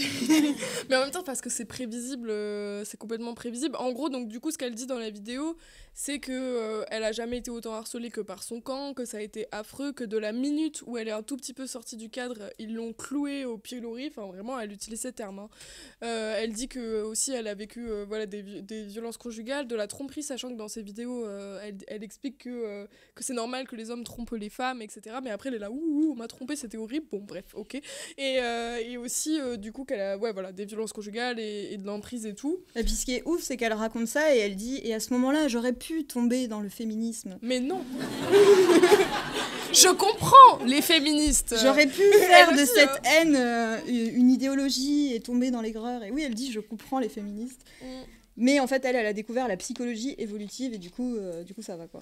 Oui, et puis surtout, elle vient d'un milieu suprémaciste de base. Elle vient vraiment, et d'ailleurs, elle dit, quand elle parle de ces violences, elle dit, j'aurais pas pu me confier ni à mes frères et sœurs, ni à mes parents, parce que j'aurais été vue comme une salope d'office. Enfin, elle le sous-entend, mais en gros, c'est un peu ce qu'elle dit. Mais en fait, genre, elle est tellement, c'est tellement son milieu et son bain qu'elle peut pas totalement renier, en fait, je pense, et puis même, déjà, c'est une énorme je pense qu'elle est au moins convaincue par cette thèse raciste. Bah de base, c'était le premier engagement, c'était auprès d'Action française et Génération Identitaire dans des actions assez vénères, racistes et tout, donc... Oui, moi je pense que c'est vraiment une nazie pure et dure, convaincue depuis la première heure, quoi. Mais du coup, ce qui est intéressant, vraiment, c'est le côté dans cette vidéo où elle dit que, en fait, du moment où elle est un tout petit peu sortie, bam, elle s'est fait clouer. Et aussi que mais par contre c'est ouf parce que dans toute la vidéo, par exemple, elle dit jamais qu'elle a milité à Génération Identitaire, elle dit un mouvement jeunesse, en fait elle tourne tout, et ça c'est aussi ce que font très bien les femmes d'extrême droite, c'est-à-dire de faussement dépolitiser, vous voyez, en mode elle dit qu'elle a fait juste du contenu pour aider les hommes à se sentir mieux dans leur basket, et en plus elle dit ça en mode j'ai proposé ça gratuitement, alors qu'en fait elle s'est retrouvée dans la sauce du harcèlement puisqu'elle avait monté un business model de mascu classique pour dire aux hommes qu'elle a l'air de coach en séduction. Et du coup, tout est amené comme ça, en mode storytelling et tout, de la pauvre petite fille qui a juste choisi et puis même ce truc de... Non, mais l'extrême... genre, je pensais pas que mon camp... elle dit quoi ? Elle dit ils m'ont pris pour un programme télé, ils ont cru que je devais leur rendre des comptes, etc. Et t'es là, oui, bah c'est l'extrême droite, hein, t'as cru que t'étais à un meeting, je sais pas, du NPA avec un débat horizontal, non, en fait. Et donc, voilà, la vidéo est quand même assez explicite sur du coup tout ce que ça... Et aussi, pardon, ce qui est intéressant dedans, c'est qu'elle dit, et ça je pense que c'est sincère, qu'elle croyait vraiment au prince charmant, qu'elle croyait vraiment... et que du coup, elle s'est pris une piqûre de réel, quoi. Et qu'en gros, elle a quand même cette idée que pendant longtemps, en fait, parce que l'extrême droite aussi, avec les femmes très jeunes comme ça, ils vont avoir tendance à utiliser beaucoup la flatterie dans un premier temps. Donc ils vont beaucoup les flatter, beaucoup les mettre en avant et tout. Et du moment où où elles sont pas à leur convenance, c'est-à-dire quand même très souvent et très vite, ah bam, énorme taquet. Mais souvent, en fait, ces femmes, elles sont quand même, elles restent quand même et de bon train, quoi, enfin de façon proactive, parce qu'en fait, la violence aussi qu'elles exercent sur les autres, la violence raciale, la violence transphobe, enfin en fait, tous les types de violences qu'elles exercent sur les autres, et un tel kiff pour elles que ça vaut en fait les violences qu'elles-mêmes subissent. Par exemple, Mila, qui était du coup qui est une militante qui était avec un mec néo-nazi là qui est mort et qui du coup est une militante d'extrême droite identitaire extrêmement virulente est venue pour perturber la Pride de l'année dernière et moi j'étais là et en fait elle était en transe totale quoi parce qu'en fait elle était en kiff complet et en gros vraiment cette jouissance d'exercer la violence sur les autres elle passe avant au moins dans un premier temps, au moins pendant quelques années, avant en fait la violence qu'elle vivait elle-même. Et au bout d'un moment, par contre, certaines ne tiennent plus. Donc là, Thaïs Descuffon, elle laisse sous-entendre que c'est un peu son dernier rebranding, parce que là, maintenant, elle est en mode, bon, j'arrête de parler politique, je vais faire que du beau et de l'esthétique, et mener la bataille comme ça, donc ça reste quand même très faf, hein, le truc de, il faut la grandeur du beau, la grandeur de l'esthétique et tout. Oui, puis elle dit même clairement qu'elle veut esthétiser la droite, parce qu'elle dit qu'à gauche, on est très fort pour esthétiser, oui, alors et que nous... et que du coup, il faut faire pareil, et c'est pour ça qu'elle veut faire du contenu un peu lifestyle pour ses valeurs traditionnelles et conservatrices, montrer qu'elle s'incarne dans un mode de vie incroyable. Alors qu'avant, elle faisait pas. Alors, elle disait le contraire, qu'on était moche et qu'on n'avait aucun sens esthétique. Mais bref, on n'est pas un... Mais voilà, du coup, c'est un peu la DA. Mais elles finissent... En fait, souvent, les femmes d'extrême droite, elles finissent soit par trébucher sur elles-mêmes parce qu'au bout d'un moment... passer le frisson justement d'exercer de la violence et de la haine, etc., bah, au moment déjà tu tombes en dep parce que ta vision du monde elle est quand même pas ouf. Et d'ailleurs elle le dit à la fin de la vidéo, elle dit que toute l'extrême droite ils sont tous en dépression. Donc voilà, moi j'ai trouvé ça très rassurant parce que je me suis dit faut pas oublier qu'ils pètent leur seum en fait et qu'ils sont tristes et voilà, et qu'ils ont le seum parce que nous on fait des manifs, on fait des trucs, des festivals et tout, donc ça faut jamais l'oublier. Et du coup voilà, et en fait donc soit elle trébuche sur elle-même, soit en fait il y en a quelques-unes qui arrivent quand même comme Marine Le Pen, Giorgia Meloni et tout, à incarner cette figure cette fois de la mère de la nation. Mais du coup la mère de la nation, la particularité c'est qu'elle a toujours été mère. Elle peut être divorcée, Alice Weidel par exemple en Allemagne elle est lesbienne, mais elles sont toujours blanches et elles ont eu des enfants. Ça bouge pas. Enfin, pour introduire juste ce que tu dis, c'est dans le bouquin tu dis qu'il y a un peu là deux figures de femmes en tout cas qui prennent du pouvoir dans l'extrême droite contemporaine. Il y a les nymphes et les mères, et donc les nymphes c'est des femmes plus jeunes qui vont avoir une façon d'aborder les choses beaucoup plus militaire presque, enfin beaucoup plus en allant dans la violence, en allant à la confrontation, etc. Mais que ça c'est un statut qui doit rester court dans le temps, parce qu'ensuite les figures vraiment qui ont plus d'autorité, qui prennent plus de pouvoir, c'est les mères, donc les mères de la nation, un peu comme tu disais, comme qui ont une filiation soit littéralement comme Marine Le Pen parce que c'est la fille Le Pen, soit une filiation idéologique comme Giorgia Meloni avec Mussolini quoi. Complètement. C'était juste pour... Et elle se place comme l'héritière légitime, un peu en mode royauté, en mode c'est pas parce que je suis une femme, c'est parce que je suis l'héritière la plus légitime et il y a bien eu des reines par le passé, donc ça passe. C'est un peu ça la justification. Mais en tout cas, il y a la place de beaucoup de femmes dans l'extrême droite, donc comme on le voit, elle est assez précaire et elle reste vraiment subordonnée et très conditionnée par, comme elle le dit Thaïs, et comme elle s'en plaint, par le fait de vraiment pas sortir du cadre. Et même comme ça, on voit que des militantes comme Thaïs Descuffon ou comme Alice Cordier, elles se sont pris des violences archi frontales de la part des militants, des mecs, qui les rappellent à l'ordre. Tu racontes dans le livre notamment que Alice Cordier, elle s'est pris une baffe, une gifle par Baptiste Marché, je crois, ouais, c'est ça. Et public surtout, devant 400 personnes. En fait, je sais que c'est une question qu'on te pose souvent, mais je vais la poser ici. Est-ce que, en raison de ça et pour d'autres raisons, il y a des femmes du coup qui font l'inverse du transfuge réactionnaire, c'est-à-dire des femmes qui tournent le dos à l'extrême droite après y avoir adhéré? Oui, il y en a, mais par contre le problème c'est que souvent elles se déradicalisent pas totalement. Okay. Donc en fait, chez les anonymes, chez les random people, il y en a plein. Enfin, des gens qui ont été parce qu'ils étaient dans une famille d'extrême droite et qui après, à la fac ou que sais-je, rencontrent d'autres personnes et changent. Ou alors qui étaient dans une famille d'extrême gauche, qui sont allés à l'extrême droite pour faire chier leur mif et après qui sont revenus. Enfin, il y a plein d'histoires comme ça. Chez les personnalités publiques, en général, par exemple en France, on avait Virginie Vota qui était considérée comme, donc qui était une youtubeuse aussi, qui était avant Thaïs Descuffon considérée comme la pick me numéro 1, etc. Enfin, voilà, donc qui était vraiment une tradwife, elle pour le coup, donc très vraiment le discours de la tradwife. Elle devait avoir à peu près mon âge et tout, mais elle se plaçait comme un peu plus âgée changé dans sa façon de se présenter. Et elle a fait un coming out plus tradwife, du coup, parce que elle a vécu des violences conjugales et tout, et là elle a fait j'ai compris, en vrai les féministes elles ont raison sur plein de trucs, c'était quand même vraiment pas cool du tout, et j'ai perdu des années et j'ai perdu de l'argent parce que j'ai pas travaillé, et du coup maintenant pour se partir c'est compliqué, etc. Parce que c'est ça le problème, hein, quand t'es tradwife, tu fais bien ce que tu veux, mais du coup tu cotises pas, tu peux pas mettre de côté, donc si un jour ton mec il te tabasse, en plus tu t'es isolée souvent toute seule chez toi, donc t'as pas de support social et tout, donc pour partir c'est vraiment compliqué. Du coup elle dit tout ça, et elle s'est fait défoncer évidemment en moins de quelques heures, donc elle a dû supprimer sa chaîne YouTube, supprimer je crois tous ses réseaux, mais du coup il y avait plein de trucs où elle était là, je suis d'accord avec les féministes et tout machin, par contre les femmes trans, et du coup il y avait quand même ces trucs où tu sentais que voilà, c'était quand même pas gagné, et genre en mode moi je suis la bonne féministe raisonnable maintenant, contrairement aux woke complètement délulus. Et ça c'est un truc qu'on retrouve pas mal quand même chez des personnes qui ont été à l'extrême droite, qui vont quand même mettre du temps à se déradicaliser, et c'est pareil pour les hommes d'ailleurs. Il y a eu quand même, je pense qu'il y a quelques travaux sociologiques sur ça, et c'est un peu la difficulté, c'est que les gens qui ont vraiment été très très militants, très très loin en fait dans le racisme, la transphobie et tout, pour revenir à la normale, pour eux ils ont fait déjà tellement de chemin d'être voilà, mais pour nous ça reste toujours complicado quoi. Et d'ailleurs, en fait, moi j'ai le sentiment que la transphobie, justement, c'est une porte d'entrée vraiment forte pour des meufs dans l'extrême droite, avec des femmes cis qui vont se faire le relais de théories du complot un peu délirantes comme Big Pharma, ou comme tu l'abordes d'ailleurs dans le livre, des rhétoriques d'ennemis de l'intérieur, qui ont presque un peu... qui ont même les mêmes ressorts aussi que les théories sur le grand remplacement, etc. Et dans le sens aussi où c'est des meufs qui croient qu'on cherche à les remplacer dans les sports, à les agresser dans les toilettes, à corrompre leurs enfants aussi. Et ce qui est trop bien dans le livre, c'est que tu prends quand même vraiment beaucoup le temps de démonter tout ça. Et tu parles notamment de la manière dont l'extrême droite, elle fait un usage stratégique de cette transphobie. Tu expliques notamment une mécanique qui s'appelle la contre-minorité.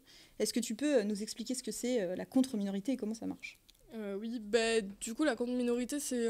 alors, si je me souviens de ce que j'ai écrit, parce que je suis même pas sûre de me souvenir.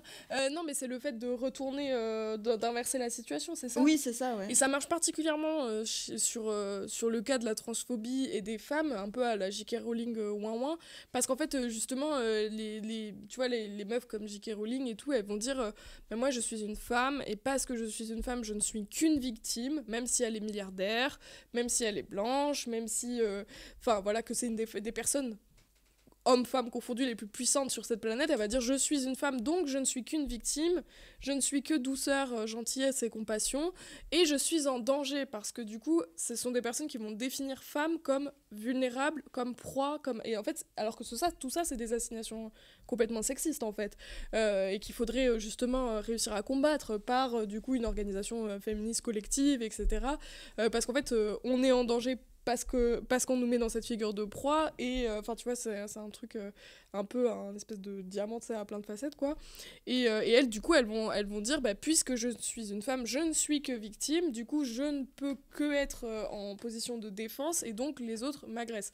Mais sauf que comme ce sont des femmes de pouvoir, elles veulent pas s'attaquer au problème, c'est-à-dire les hommes de leur classe sociale, et du coup pour essayer de justement aussi modeler une féminité qui va être suprémaciste quoi, elles vont dire en gros la femme idéale c'est moi, genre J.K. Rowling, genre en mode je suis le modèle que toutes les femmes doivent aspirer à être parce que j'ai réussi et tout, donc je suis la femme originelle, la femme biologique, la femme parfaite, la femme à suivre, et les autres elles sont nulles, ou elles sont pas des femmes, ou elles sont des tromperies, et du coup elle va... au lieu de, vu que c'est une grosse milliardaire, au lieu d'essayer de lutter pour que toutes les femmes aient plus de droits et un droit effectif, elle va essayer de créer une catégorie de la femme respectable et légitime, qui serait la seule, du coup, à avoir accès aux droits, et les autres, qu'elles perdent leurs droits. Donc c'est pour ça que le titre, c'est genre les vigilantes, surveillées et surveillantes, parce que ce que j'explique, c'est que ces femmes suprémacistes dans leur globalité, ce qu'elles cherchent à faire, c'est du coup se surveiller elles-mêmes, déjà, elles sont surveillées et elles se surveillent elles-mêmes parce que du coup elles doivent travailler leur corps, travailler leur posture, travailler leur moralité entre guillemets, leur comportement pour rentrer dans cette bonne féminité respectable qui elle mérite des droits, et elles doivent surveiller les autres pour trier qui sont les femmes qui méritent des droits et qui sont les femmes qui en méritent pas. Et ça aussi c'est très vieux, enfin, par exemple en Grande-Bretagne il y avait des féministes qui se revendiquaient ouvertement eugénistes et qui disaient qu'il n'y a que les femmes de leur catégorie sociale et qui font bien tout comme il faut comme elles, qui devraient avoir le droit aux droits et avoir le droit même à avoir des enfants, etc. Et que les autres, il faudrait les stériliser, etc. Enfin, c'est un vieux truc, quoi. Du coup, c'est un petit peu ça que ça reconduit. Oui, et puis en plus, cette logique, cette posture de victime presque par essence, elle est un outil pour l'extrême droite parce qu'elle permet de faire passer des politiques sous l'angle de la protection, quoi. Et des politiques quand même essentiellement racistes, comme tu l'expliques dans le livre. Franchement, le temps passe tellement vite et j'avais encore tellement de questions. Je vais poser quand même une question. Ouais. Du coup, on fait quoi? Justement, du coup, dans tout le dernier chapitre du livre, je prends vraiment le temps d'essayer de donner des pistes de solutions parce que pour moi, c'est important. Enfin, c'est un peu un précepte communiste, ça, d'être en mode il faut faire la démonstration et après proposer autre chose. Et parce que je trouve que, effectivement, pour lutter contre l'extrême droite, on peut pas être juste contre l'extrême droite. Il faut proposer quelque chose d'autre. C'est hyper important parce qu'en fait, l'extrême droite, déjà, elle repose beaucoup sur le désespoir et la résignation et la peur. Donc, parce que si vous vous dites, par exemple, on va jamais réussir à s'en sortir avec les crises sociales et climatiques, c'est foutu, bah vous rentrez très vite dans cette logique de, bah du coup, c'est chacun pour soi, c'est la loi du plus fort et on va conserver nos privilèges, essayer de garder nos miettes et dire, moi je mérite mieux ces miettes parce que j'ai un passeport français, parce que je suis blanc, parce que nanana. Si vous vous dites que on se fait avoir dans cette petite histoire et que en vrai, c'est pas qu'il y a 3 miettes à se partager, mais c'est qu'il y a des milliardaires qui ont pris les 150 000 gâteaux et qu'on pourrait aller les chercher tous ensemble et que c'est possible, bah là tout de suite ça change un petit peu la perspective. Donc déjà, moi ce que je dis dans le livre, c'est que toutes les cultures de pessimisme, de résignation, etc., ça fait le lit et le moteur de l'extrême droite, vraiment. Pareil pour la peur. Et ensuite, du coup, donc tout le livre, je parle de qu'est-ce que c'est que cette culture de la vigilance que je décris. Et culture de la vigilance qui, je pense, on a même à l'intérieur de la gauche, qui va être, par exemple, d'essayer de pointer des comportements individuels, de chercher des responsables dans nos microcosmes, plutôt qu'essayer de construire du collectif, parce que c'est plus facile, quand on se sent à la marge et opprimé, de se dire je peux avoir un petit pouvoir en faisant la vigie et en pointant une personne comme responsable et en disant que ça va pas du tout, que d'essayer de construire du commun et d'essayer donc d'être attentif aux autres. Et c'est pour ça que je dis à la culture de la vigilance, qui est une culture défensive qui cherche des problèmes et des coupables boucs émissaires rapides à tuer, quoi. Faut plutôt lui substituer une culture de l'attention. Alors je choisis cette notion de l'attention parce que l'attention, c'est à la fois l'attention aux autres, bien sûr, c'est aussi le fait que l'attention, elle n'élude rien, elle n'élude pas les problèmes, elle dit pas qu'il n'y a pas de problème, que tout va bien, qu'on est au pays des bisounours, elle dit qu'il faut être attentif aux dynamiques entre nous pour essayer de comprendre ce qui se joue et essayer au mieux de répondre à ces problématiques-là. Donc l'attention, c'est aussi l'écoute, et du coup, bah, c'est le débat démocratique, hein, tout simplement. Et donc ça, c'est les premières choses que je peux sur l'attention. Je parle aussi de l'importance d'aller vers des luttes qui soient transversales, mais sans renier nos spécificités.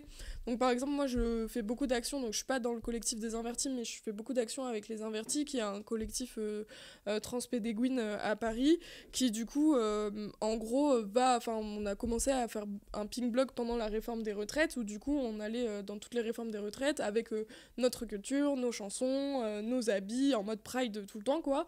Et en fait, c'était hyper bien parce que à la fois, quand il y avait des slogans, par exemple, je sais pas, de syndicalistes qui disaient Macron, Macron, on t'encule, mais nous, on disait, bah non, la sodomie, c'est entre amis. Mais du coup, déjà, on était trop drôles et on était slay, quoi.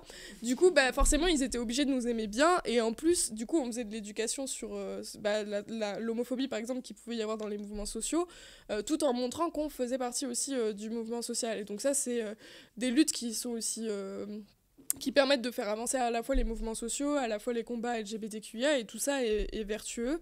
Et aussi de cultiver une forme de joie et de drôlerie, bah, encore pour reprendre les invertis. Par exemple, c'était trop drôle quand on a fait l'apéro pour fêter la mort de Jean-Marie Le Pen, ça a fait hurler toute la bourgeoisie, mais justement c'était le but, c'est trop bien qu'il y a encore cet esprit impertinent. Et aussi, ce qu'on a fait qui a été très drôle aussi, c'était, je sais pas si vous avez suivi pendant les JO, il y avait il y a eu l'action où il y avait les drag queens là qui étaient sur le pont. Bon, ça a fait hurler des catholiques qui sont allés faire une cérémonie pour rebaptiser le pont. Du coup, nous, on a fait une cérémonie pour re-homosexualiser le pont. Et ça, c'était vraiment hyper drôle, quoi. Donc, du coup, on était là à re-homosexualiser le pont. Enfin, on a beaucoup rigolé. Et en même temps, ça donne envie et t'as envie de t'investir et tout. Et c'est vraiment un pied de nez. Et du coup, je pense que voilà, c'est genre l'attention, la transversalité, essayer aussi de... Enfin, je parle un peu aussi de mettre les institutions... en gros, si on choisit d'aller vers des trucs réformistes de façon stratégique sur certains trucs, il faut toujours que ce soit utiliser une institution pour déglinguer une autre institution, vous voyez, en mode on utilise la justice pour porter plainte contre l'État, on utilise l'État pour mettre dans la sauce le pouvoir religieux catholique, en gros d'essayer tout le temps de penser les institutions en les mettant en confrontation et essayer sinon de pas faire avec les institutions du mieux possible, mais si on doit le faire dans cette logique-là, et d'essayer d'aller vers de la transversalité et aussi mais en fait toute la difficulté c'est à la fois de garder nos différences et de pas essayer de les masquer et en même temps de construire de l'unité sur ça. Et donc pour ça je pense que c'est hyper important d'avoir des modèles comme celui des invertis, mais c'est possible avec toutes les luttes tout en gardant de la curiosité, de la créativité et de la joie, parce qu'on va en avoir besoin pour proposer un contre-modèle au capitalisme et à l'extrême droite, quoi. De toute façon, j'encourage fortement à lire quand même la toute dernière partie du livre, parce que c'est le moment où vraiment tu abordes aussi un certain nombre de solutions, et notamment aussi la nécessaire déconstruction de la famille nucléaire et le fait de militer et d'essayer de créer des espaces autour des habitats collaboratifs, de faire famille autrement, et que ça c'est vraiment un élément super important pour la libération de toutes les meufs et pour nous libérer de l'extrême droite. Et je fais juste un tout petit... Après, on va passer sur vos questions, si vous en avez. J'espère que oui, parce que l'idée, c'était de rendre ce moment quand même le plus interactif possible. Et pendant que vous réfléchissez à ce que vous allez demander à Léane, moi, je voulais juste poser quand même une ou deux questions, parce que j'en ai reçu beaucoup sur Instagram, sur la façon dont tu as travaillé et sur le livre en lui-même. Parce que, en tout cas, moi, il y a quelque chose qui m'a beaucoup marqué, déjà en lisant ton premier livre, mais aussi en lisant celui-là, c'est le fait que tu fais vraiment un très grand travail de synthèse et d'articulation. Et en fait, à la fois, tu vas développer, expliquer, et tu vas créer aussi des concepts de la recherche en sciences sociales, comme on en a parlé, la Dark Agency, comme le contrat de vigilance. Et donc, tu produis de la pensée qui va être amenée, je pense, à être utilisée aussi, à être explorée, peut-être à être critiquée, mais en tout cas à faire avancer aussi les travaux d'autres chercheurs et de chercheuses. Mais en même temps, tu prends le temps vraiment de réexpliciter certaines clés, d'introduire des concepts théoriques fondateurs et de base, comme tu repasses par le contrat social de Rousseau, tu repasses par Foucault, qu'à chaque fois tu prends le temps d'introduire et de réfléchir. Alors, ce n'est pas du tout un livre que je conseillerais pour une première lecture de théorie, de sciences sociales, mais je trouve qu'il y a vraiment, tu réussis vraiment à trouver un équilibre entre rendre compte de ta recherche et en même temps faire une sorte de porte d'entrée pour des gens. Et ça, c'est un exercice. Moi, je lis quand même pas mal d'essais écrits par des chercheurs et des chercheuses qui ont parfois du mal à trouver cet équilibre, je pense aussi qu'ils sont aussi dans une recherche de validation de leur pairs parfois. Et donc, je voulais savoir si c'était quelque chose qui était important pour toi et comment tu as travaillé justement cet équilibre-là. Je pense déjà que moi j'ai la facilité d'avoir commencé à écrire avant d'aller à la fac, avant du coup d'être aussi façonnée par ces normes d'écriture là, même si je suis allée à la fac pour justement avoir un peu juste cet équilibre entre un ton très pédagogique et très vif et en même temps une rigueur intellectuelle. Donc ça, c'est la première chose. Ensuite, moi, j'ai eu la chance de faire des études de genre. Donc les études de genre, déjà, c'est très transversal. Donc c'est à la fois de l'histoire, de la socio, de l'anthropologie, enfin, en fait, toutes les sciences humaines pour comprendre le genre. Et c'est aussi, en vrai, les études qui sont les plus politisées, hein. C'est pour ça que dès que l'extrême droite arrive au pouvoir, paf, comme en Hongrie, il n'y a plus d'études de genre. Et je pense qu'en France, les études de genre ont max 5 ans d'existence. Même sans l'extrême droite au pouvoir, ça va fermer. Enfin, déjà, il n'y a plus de budget, etc. Enfin, moi, mon directeur de master m'a dit de ne pas faire une thèse ou alors d'aller en Suisse, mais de clairement continuer à faire du journalisme et de produire de la pensée en dehors de la fac. Enfin, de toute façon, l'histoire des avancées intellectuelles s'est beaucoup passée en dehors de la fac aussi, on l'oublie, hein, mais il y a toujours eu beaucoup de réfugiés, de gens qui ont produit de la pensée en dehors de la fac. Mais et du coup, je pense qu'on va vite en arriver là en France quand même. Mais du coup, c'est intéressant parce que ça a produit aussi plein de gens qui pensent en dehors du coup des normes universitaires ou qui s'y contraignent pas totalement. Du coup, c'est pour ça moi, que j'ai quand même voulu écrire mes trucs qui sont quand même basés sur mes deux mémoires en termes de recherche et de construction de pensée, donc qui ont cette base-là, mais ensuite l'écrire de façon plus grand public parce que pour moi c'est important justement de faire sortir ces savoirs que de la microsphère universitaire.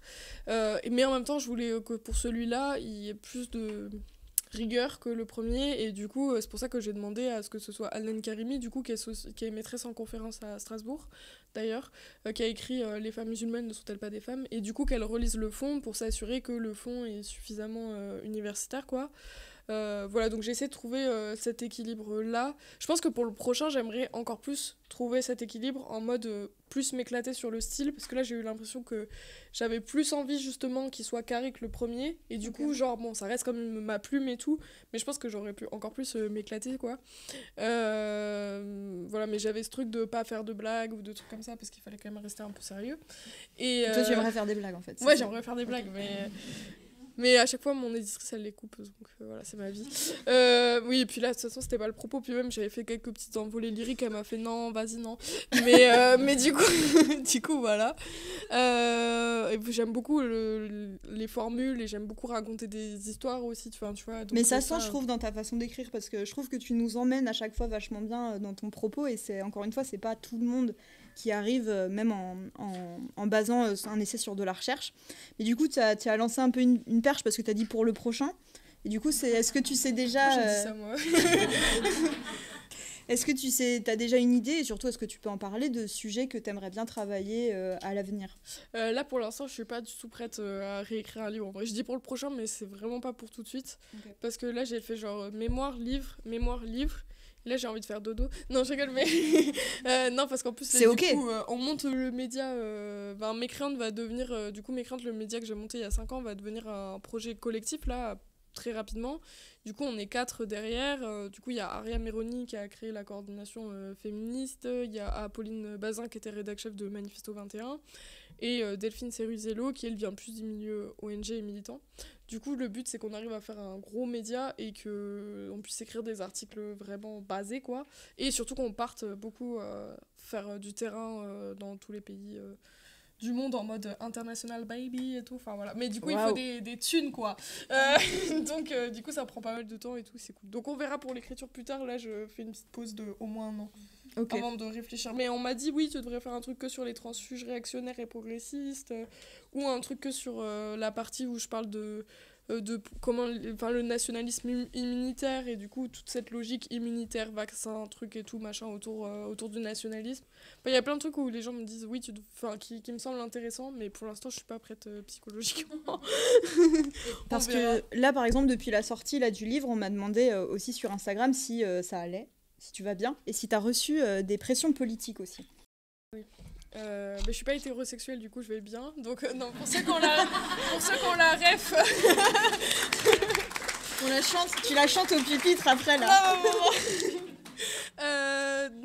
Oui, moi ça va, mais du coup parce que je fais de l'EMDR et tout sur les questions de cyberharcèlement, et en vrai, en fait, aussi paradoxal que ça puisse croire, le livre c'est quand même un truc qui protège beaucoup plus. Enfin, en fait, moi, ça fait genre quand même en 5 ans sur Mécréante, c'est tout le temps que j'ai des raids et des trucs de l'extrême droite. En plus, j'ai quand même un panel assez vaste, Parce qu'il y a à la fois, du coup, Némésis, qui par exemple là a dit qu'elle allait porter plainte contre moi, mais vraiment c'est violent, j'ai vu ça, j'étais morte de rire, quoi. Oui, pour diffamation, j'ai vu Oui, sur... non, mais c'est bon, mais elle pense que j'ai aucune connaissance en droit ou quoi? Non, mais ça va pas.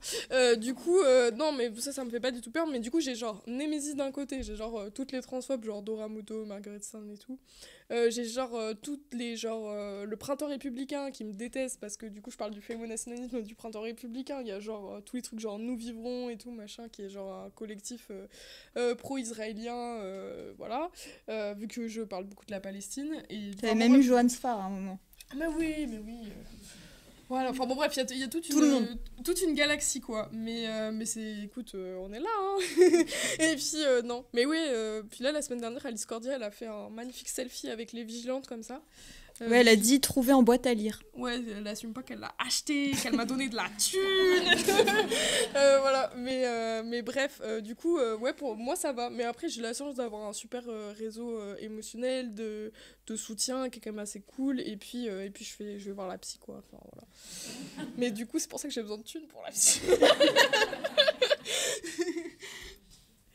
Du coup, achetez les vigilantes si c'est pas encore fait. Vous comprenez ? Yes. Bon trop bien, écoutez, on va passer à vos questions, si vous en avez. Donc ce qui est trop bien, c'est que vous avez juste à appuyer devant vous si vous voulez prendre la parole, juste peut-être lever la main pour qu'on sache qui est en train de parler, qu'on puisse vous regarder. Et merci beaucoup pour cet entretien mené avec plaisir. Très bien. Merci.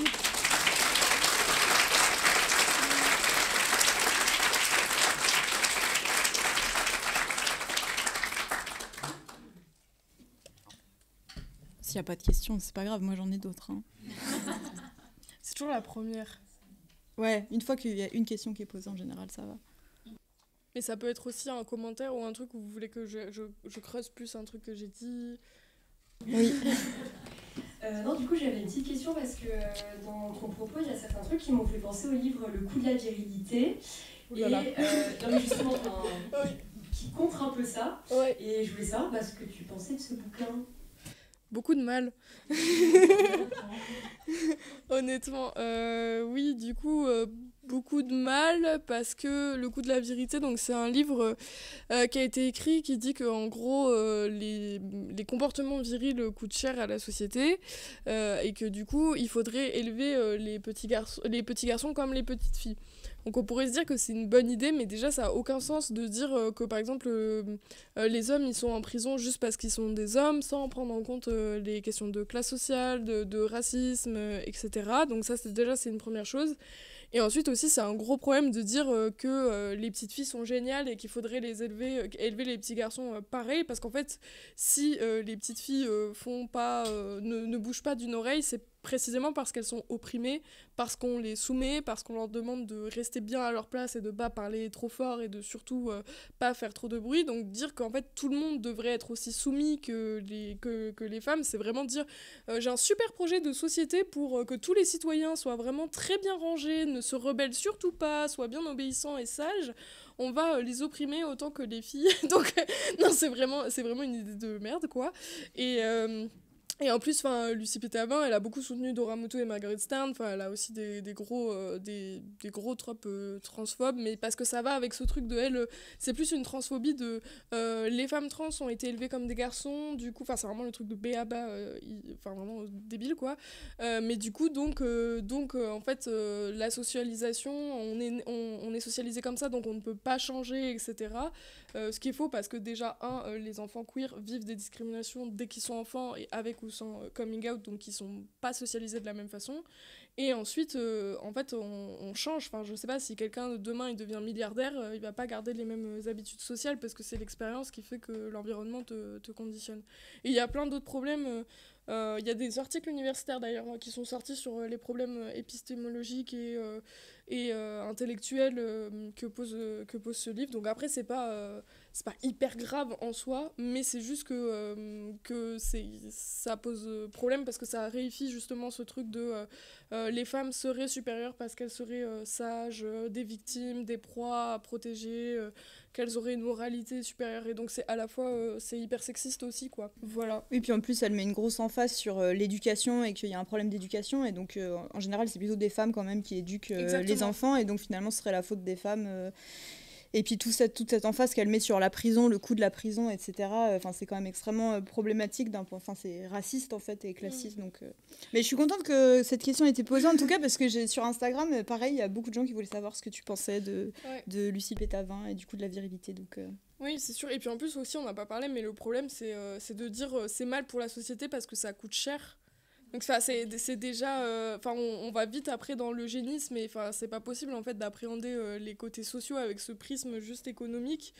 C'est hyper grave quoi, c'est-à-dire genre les personnes en situation de handicap par exemple, elles coûtent cher à la société donc faut les éliminer. Tu vois, ça va super vite c'est quand même très, mais elle est de toute façon elle est plutôt de droite, elle se revendique pas de gauche et tout. Voilà quoi. Et puis après, je pense qu'à l'échelle personnelle, c'est aussi. Elle est conférencière et tout. Et du coup, tu vois, le prisme économique, ça marche bien aussi pour les boîtes, pour vendre son truc et tout. Enfin, voilà, pas de jugement, mais voilà. Pas de jugement, voilà. Je suis pas sur la même ligne, quoi. Allez hop, on troppe le tea. On continue.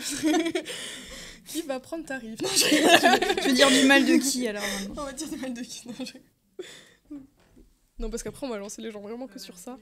J'ai pas lu ton livre, mais donc je me demande si tu y parles d'Eugénie Bastier et de la question des médias. T'as beaucoup parlé des réseaux sociaux, mais du coup, sur des médias plus, je sais pas comment dire ça, mainstream, moins internet. Ouais.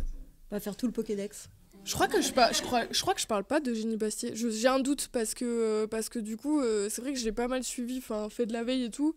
Parce qu'en plus, Eugénie Bastier, elle passe pour pseudo raisonnable et tout, mais il faut savoir qu'en fait elle a dit elle-même qu'elle fait sa veille sur notamment Gonzo News, qui est un des comptes d'extrême droite facho les plus visibles sur Instagram, et lui en fait il balance tous les jours des sujets qu'ensuite du coup des journalistes de droite ou d'extrême droite reprennent, et c'est aussi pour ça qu'il y a des boucles un peu de panique morale. Il y a plusieurs noyaux, mais en fait ils font leur veille au même endroit et ils couvrent les mêmes sujets.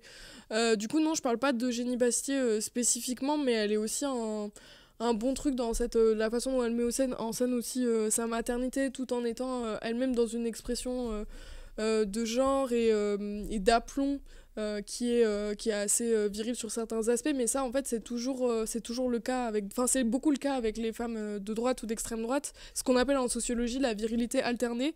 Donc par exemple, vous voyez Némésis, elles vont poser sur une photo avec des mitraillettes, des armes semi-automatiques, et la photo d'après elles sont en robe longue à fleurs, avec tout en blanc, avec des petits pétales, les cheveux au vent et tout. Parce qu'en fait, elles doivent à la fois gagner le respect des hommes de leur milieu, donc montrer qu'elles peuvent taper du poing sur la table, qu'elles peuvent incarner cette image du pouvoir qui, dans une société sexiste, est vue comme forcément quelque chose de masculin. Et en même temps, elles doivent rassurer et montrer qu'elles sont soumises aux normes de genre, de féminité, et qu'elles y adhèrent. Donc elles sont tout le temps en train d'alterner entre les deux, et Eugénie Bastier, elle incarne bien ça aussi, quoi. Alors, j'ai une petite question par rapport à... Alors, ça se trouve, c'est à côté de la plaque, mais est-ce que tu as déjà réfléchi au fait que parce que ça m'a fait penser, moi, à des mouvements de gauche, historiquement, où en fait les femmes sont réifiées aussi dans ce truc-là, où principalement les mouvements sont masculins, et c'est une femme qui va être, je sais pas, Louise Michel ou même une Simone de Beauvoir qui est... et en fait, je sais pas, est-ce que tu as réfléchi au parallèle à ça ou pas du tout? Sur la gauche, comment la gauche pourrait réifier aussi les femmes, non, j'avoue. En mode, pour Louise Michel, je pense que c'est compliqué. En gros, je pense qu'il faudrait déjà bosser sur le climat de l'époque, et je suis pas assez spécialiste pour savoir. Parce qu'en plus, c'est vraiment quelqu'un qui a mené des combats hyper forts, et sur plein d'aspects, que ce soit décoloniaux, que ce soit féministe, de classe, etc. Donc je pense aussi que c'était elle-même une figure hyper influente, y compris auprès d'autres meufs, en fait. Du coup, je sais pas si elle est restée dans l'histoire, parce que oui, il y avait quand même ce truc de vierge rouge, donc faut savoir dans l'histoire, quand on vous dit vierge machin, c'est juste qu'elle était lesbienne en général. Voilà, ce qui est le cas de Louise Michel, hein. Et du coup, je sais pas, je pense qu'il y a effectivement ce truc de quand même la figure un peu allégorique de la liberté ouvre le peuple, guide le peuple. Ça peut être un truc qui fonctionne, mais je dirais que c'est quand même pas tout à fait les mêmes dynamiques. Surtout quand on voit par exemple, je sais pas, genre Sandrine Rousseau, elle essaie un peu de faire ça, mais ça marche pas des masses. Elle essaie de faire Louise Michel ?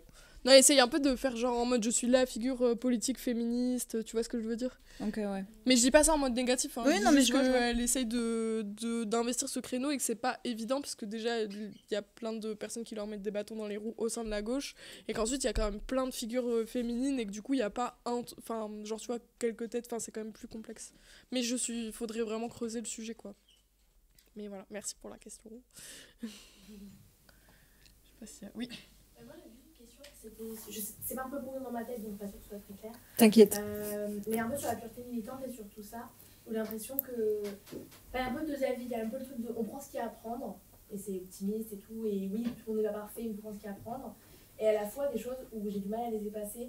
Par exemple, sur le combat de l'IVG, il y a beaucoup de choses qui sont passées dans le féminisme très blanc et bourgeois, et on parle pas de l'eugénisme à La Réunion, où bah, ça a touché des femmes qui étaient métissées, donc bah ok, c'est ok de les stériliser, et voilà. Enfin, il y a beaucoup de choses où on va pas assez loin dans le combat, mais à la fois, est-ce qu'il faut vraiment prendre ce qu'il y a à prendre, et c'est bien combattre pour l'IVG, je sais pas. C'est bien que je suis dans ce truc-là où je me demande en fait à quel point on peut prendre ce qu'il y a à prendre en oubliant le reste. Bah, je pense qu'il faut penser stratégie politique. En fait, c'est peut-être ça qui manque parfois dans les mouvements féministes. Et pour moi, c'est pas du tout un truc de pureté ou quoi. C'est juste.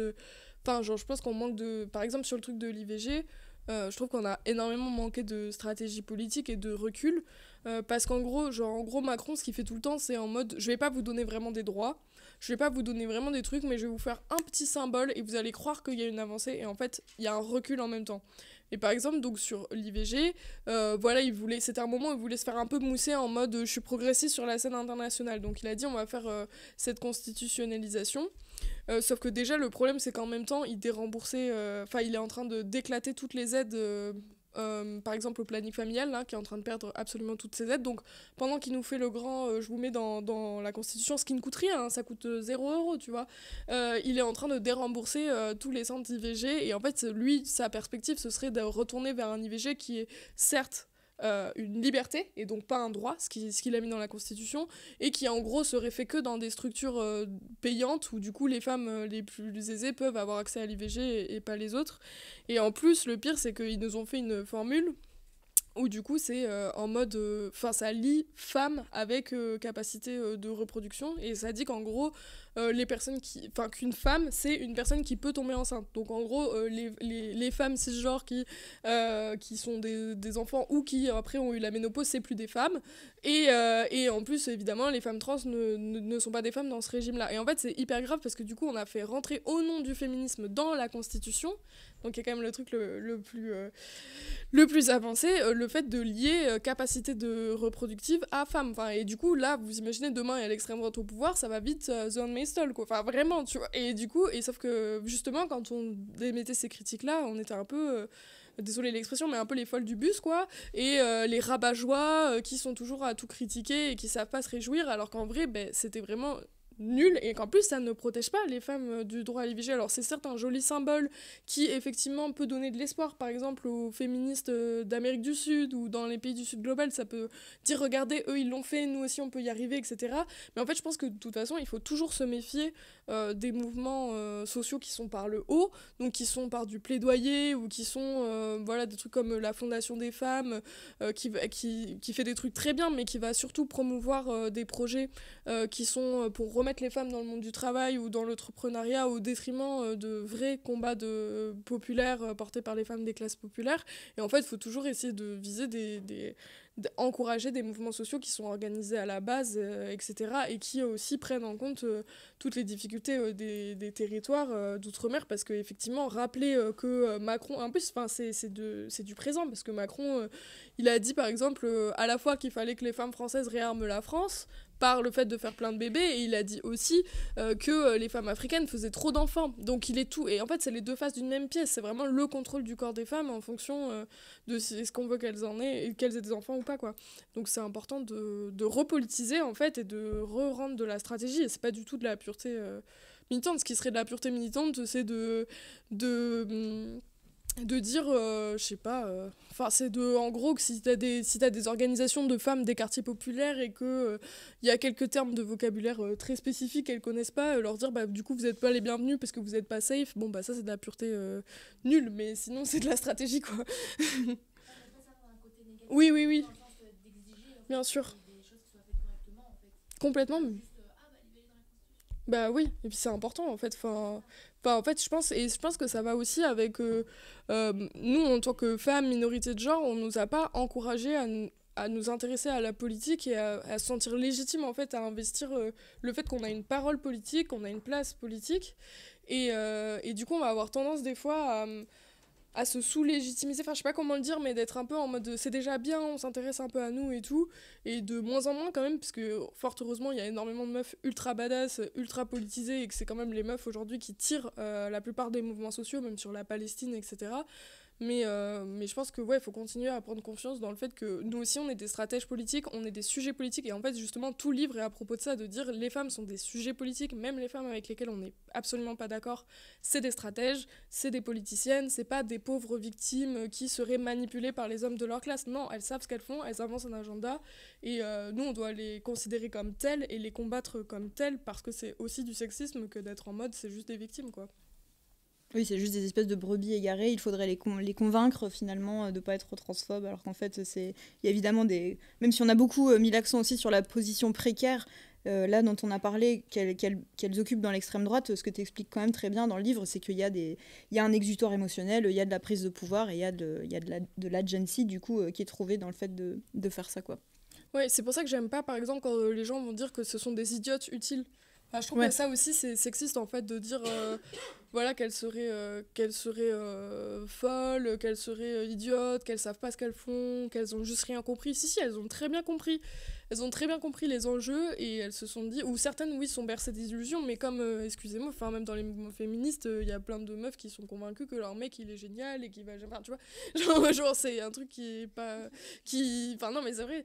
Et du coup, oui, en fait, elles savent ce qu'elles font. Enfin, en gros, pas autant que nous, quoi. Et juste, elles font le choix qu'elles pensent qui va leur servir le mieux, quoi. Et Thaïs a dit qu'elle nous comprend, en plus. Et qu'elle nous comprenne. Mais Alice Cordier, elle a beaucoup dit aussi. Hein. Et même Alice Cordier, elle dit, donc celle de Némésis, là, elle dit que les féministes ont raison de dire que les femmes font trop attention au regard des hommes.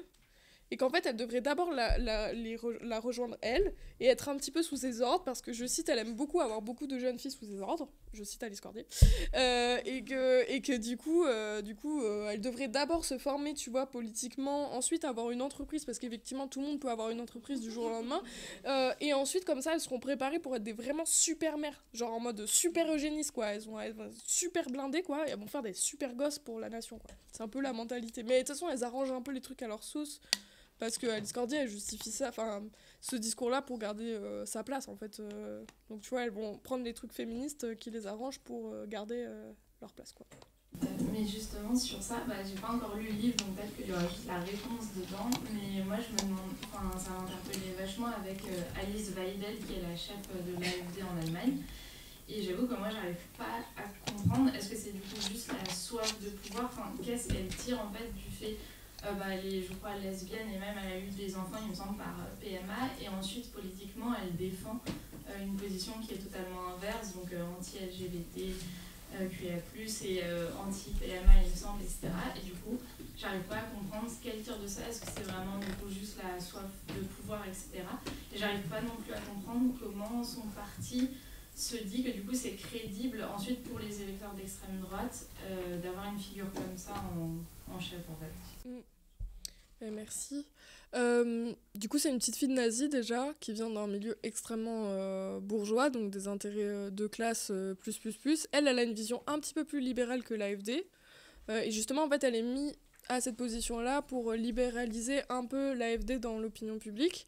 En gros, elle va dire donc qu'elle est anti-woke, qu'elle est homosexuelle et qu'elle est contre les queeros, des Lulu, etc. Donc elle est la bonne homosexuelle. Regardez, elle est mariée, elle a des enfants, donc certes, elle habite pas en Allemagne, mais elle va gommer ça et elle va dire qu'elle est vraiment bien, respectable, contrairement aux autres. Donc déjà, ce truc de... Une concernée vous dit que vraiment c'est la décadence, les LGBTQIA aujourd'hui, donc c'est toujours se méfier aussi des trucs de...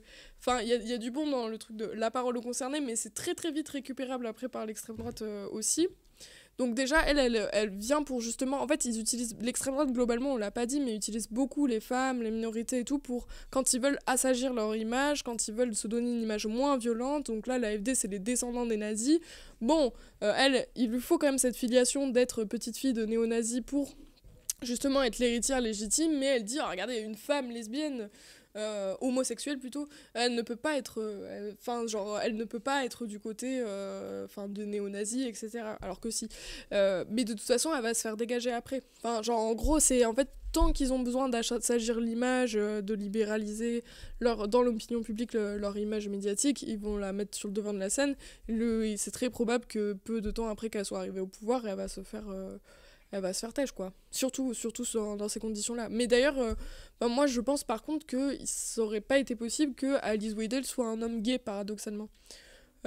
Parce que là, du coup, il y a cette idée quand même... Déjà, les lesbiennes, elles sont tout le temps invisibilisées. Il y a un peu ce truc de... Elles se font juste des câlins. Enfin, elle est respectable, elle fait juste des petits câlins à sa meuf. Bon, ça va. Mais alors, un homme gay, ça aurait trop mis en péril cette image de la virilité conquérante, de reviriliser l'Allemagne, de reviriliser l'Europe et tout. Moi, je pense que ça passerait pas. Après, c'est un débat. Hein. Tout le monde n'est pas... c'est pas de la science et on peut ne pas être d'accord et tout. Mais je dis ça parce que, par exemple, en France, il y a le collectif Eros, qui est un peu, le Crépuscule Eros, qui est un peu le pendant LGBT de Némésis. Et du coup, c'est fait par un mec gay, ouvertement gay.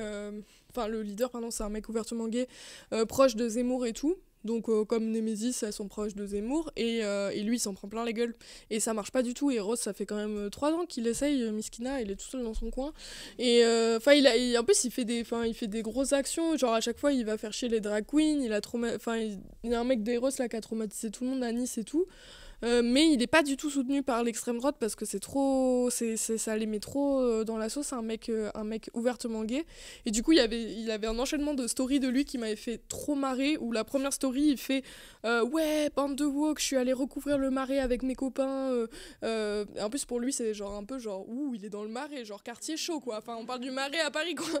Et il est en mode il s'encanaille dans le Marais quoi, et du coup il est en mode on a tout recouvert, bande de woke, vous avez trop le seum. Et la story d'après il fait arrêtez l'extrême droite de me harceler, c'est pas parce que j'ai mis un crop top une fois que ça veut dire que je suis un woke des Lulu, vous êtes chiant quand même, vous croyez que je dors avec un drapeau français tous les soirs? Eh ben non, c'était pour un anniversaire, j'ai mis un crop top, arrêtez et tout. Donc vraiment j'étais là, waouh, l'enchaînement est magique quoi. Ça a l'air dur sa vie, mais voilà, du coup je sais pas, je pense que Eros ça va, on verra, mais je pense que ça va moins bien décoller. Ça perce pas trop en tout cas. Non, mais parce qu'en plus justement Alice Weidel elle a quand même ce truc de la mère de la nation parce qu'elle a quand même des enfants et tout, et il n'y a pas trop cette figure pour l'instant. Il y a eu dans d'autres périodes à l'extrême droite mais pas là. On va prendre une dernière question parce qu'après faut qu'on sorte absolument du bâtiment à 21h max, et du coup on va prendre qu'on ait quand même une petite demi-heure pour des petits échanges un peu informels. Je sais pas si t'es ok de redédicacer encore quelques livres si on a le temps. Marie, ouais, on aurait le temps après. Ouais. Et on va juste prendre le temps pour une dernière question s'il y en a une. Je voulais juste vous dire une chose, parce que j'ai fait des vannes sur le Ko-fi, Patreon et tout ça, mais il faut juste savoir que là, moi j'ai organisé cette rencontre de manière bénévole, et donc si jamais vous avez passé un bon moment, n'hésitez vraiment pas à aller faire un tour sur mon Ko-fi et sur mon Patreon. Il y a les liens dans la description de mon compte Instagram et de toutes mes vidéos YouTube. Et donc si vous pouvez m'offrir un petit café pour ce moment qu'on a partagé ensemble, ça me fera très plaisir. Merci, voilà. Merci pour l'organisation et pour la rencontre. Il fallait trop que tu viennes à Strasbourg, ça aurait été trop dommage quoi. Bah oui. Est-ce qu'il y a une dernière question? Oui. Ouais. C'est un peu une double question. Toi, du coup, tu suis l'extrême droite sur les réseaux sociaux, mais tu le suis avec ton compte officiel ou avec un... Et est-ce que tu recommandes de le faire? Moi ça fait 5 ans que je suis l'extrême droite avec plusieurs comptes, j'ai plusieurs personas, donc je peux pas trop vous dire quoi précisément, mais j'ai un truc d'homme, mais en fait ils ont tous leur caractère et tout, c'est trop drôle quoi. Il y en a un du coup c'est un mascu, fait RP roleplay Ah oui roleplay à fond et tout. Il y en a un c'est un mascu un peu maladroit qui les gêne, qui les cringe tout le temps et tout, lui c'est mon préféré. Ah oui, du coup, lui, c'est mon préféré parce qu'ils ont trop honte, ils savent pas quoi faire avec lui. Parce que d'un côté, ils sont en mode. Il a l'air intéressant, mais de l'autre côté, il me gêne et tout. Après, j'ai genre une trad wife, j'ai plusieurs comptes, j'ai plusieurs rôles et tout. Là, maintenant, j'en fais un peu moins. J'ai même des rôles de token et tout, enfin, j'ai plein de trucs. Et du coup, moi, ça m'a vachement servi, mais parce que c'était mon terrain de recherche et tout. Mais sinon, non, c'est chiant. Faites pas ça. Déjà parce qu'en plus l'extrême droite ils essaient vachement de voler notre attention. Enfin vous voyez genre Donald Trump qui raconte 3 horreurs par jour pour qu'après on passe notre journée à dire ah Donald Trump il a dit ça, il a dit ci, c'est horrible et tout, plutôt que se concentrer sur qu'est-ce qu'on pourrait faire pour dégager Donald Trump. Du coup faut essayer de pas trop leur donner l'heure, mais en même temps de savoir qui ils sont évidemment et tout, mais du coup pour ça heureusement il y a des chercheurs qui font le travail à votre place, lisez-les. Non, voilà, du coup ça, à part si par exemple vous êtes Antifa et que vous savez que il y a des gens qui rôdent dans le coin et que vous essayez de les identifier et que vous allez suivre leur story pour essayer de savoir quand est-ce qu'ils vont aller taguer et les coincer et voilà, mais ça c'est un groupe Antifa qui s'en charge. Voilà. Merci beaucoup, c'était trop cool, merci d'être venus aussi nombreux.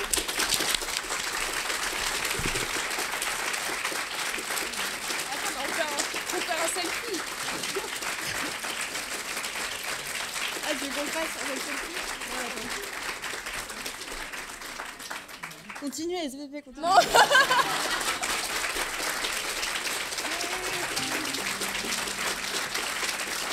Merci beaucoup. Merci beaucoup. Et du coup, je me remets à la table si vous voulez des échanges informels, signés et tout. Voilà. Moi, j'ai pas de table, mais je viens aussi.